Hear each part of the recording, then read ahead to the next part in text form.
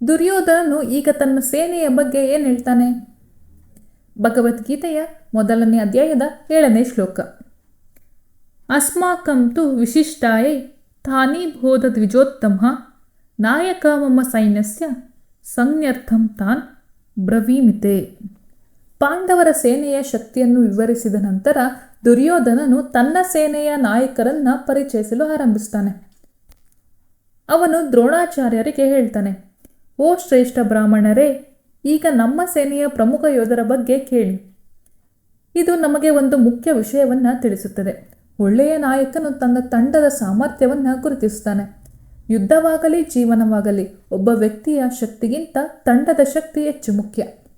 ಈ ಶ್ಲೋಕದಿಂದ ನಾವು ಏನು ಕಲಿತೇವೆ ಅಂದರೆ, ನಿಜವಾದ ನಾಯಕನು ತನ್ನ ಶಕ್ತಿಯನ್ನು ಮಾತ್ರವಲ್ಲ, ತನ್ನ ತಂಡದ ಶಕ್ತಿಯನ್ನು ಗೌರವಿಸುತ್ತಾನೆ. ಇನ್ನು 8 ಮತ್ತು 9ನೇ ಶ್ಲೋಕದಲ್ಲಿ ಕೌರವರ ಸೇನೆಯಲ್ಲಿದ್ದ ಯೋಧರು ಯಾರ್ಯಾರು ಅಂತ ತಿಳಿಯೋಣ. ಭವಾನ್ ಭೀಷ್ಮಶ್ಚ ಕರ್ಣಶ್ಚ ಕೃಪಶ್ಚ ಸಮೀತಿಂ ಜಯ ಅಶ್ವತ್ಥಾಮಃ ವಿಕರ್ಣಶ್ಚ ಸೌಮದತ್ತಿ ತಥಾ ಹೇವಚ. ದುರ್ಯೋಧನನು ತನ್ನ ಸೇನೆಯ ಶ್ರೇಷ್ಠ ಯೋಧರ ಹೆಸರುಗಳನ್ನು ಹೇಳ್ತಾನೆ.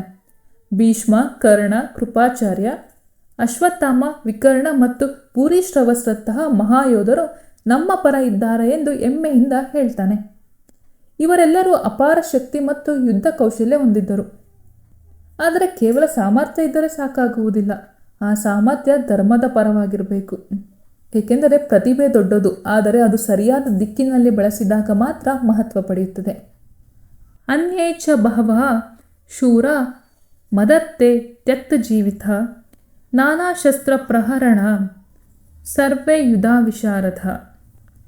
ದುರ್ಯೋಧನನು ಹೇಳ್ತಾನೆ, ಇವರಷ್ಟೇ ಅಲ್ಲ, ನನಗಾಗಿ ಪ್ರಾಣವನ್ನೇ ತ್ಯಜಿಸಲು ಸಿದ್ಧರಾಗಿರುವ ಅನೇಕ ಶೂರ ಯೋಧರು ನಮ್ಮ ಬಳಿ ಇದ್ದಾರೆ. ಅವರು ವಿವಿಧ ಆಯುಧಗಳಲ್ಲಿ ಪರಿಣತರಾಗಿದ್ದು ಯುದ್ಧದಲ್ಲಿ ನಿಪುಣರಾಗಿದ್ದಾರೆ. ಇಲ್ಲಿ ಒಂದು ಪ್ರಶ್ನೆ ಉದ್ಭವಿಸುತ್ತೆ. ಯಾರಿಗಾಗಿ ನಾವು ನಮ್ಮ ಸಮಯ, ಶಕ್ತಿ ಮತ್ತು ಜೀವನವನ್ನು ಬಳಸುತ್ತಿದ್ದೇವೆ? ಒಳ್ಳೆಯ ಉದ್ದೇಶಕ್ಕಾಗಿ ಮಾಡಿದ ತ್ಯಾಗ ಶಾಶ್ವತ ಗೌರವ ತರುತ್ತದೆ. ತಪ್ಪಾದ ಉದ್ದೇಶಕ್ಕಾಗಿ ಮಾಡಿದ ತ್ಯಾಗ ವ್ಯರ್ಥವಾಗುತ್ತದೆ. ಈ ಶ್ಲೋಕದಿಂದ ನಾವು ಏನು ತಿಳಿತೇವೆ ಅಂದರೆ, ತ್ಯಾಗ ಮಾಡುವ ಮೊದಲು ಅದು ಯಾವ ಕಾರಣಕ್ಕಾಗಿ ಎಂಬುದನ್ನು ಪರಿಶೀಲಿಸಿಕೊಳ್ಬೇಕು. ಜೈ ಶ್ರೀಕೃಷ್ಣ.